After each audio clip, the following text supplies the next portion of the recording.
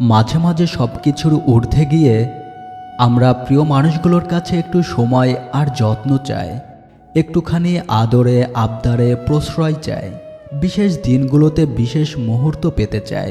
হয়তো সবার জীবনে সেরকম মানুষ থাকে না, আর থাকলেও সেটা তারা বুঝতে পারে না বা কখনো বোঝার প্রয়োজনও মনে করে না।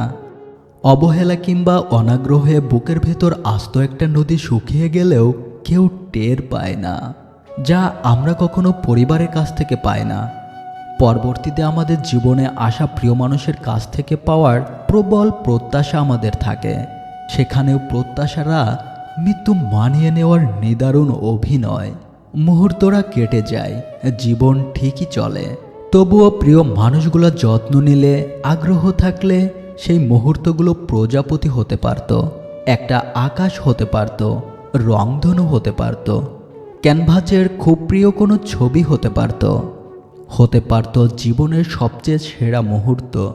অথচ সবশেষে মুহূর্তরা বাঁচে অপেক্ষায়, অবহেলায়, অনাগ্রহে। অবহেলায় মানুষের ভিতর থেকে মরে যায়।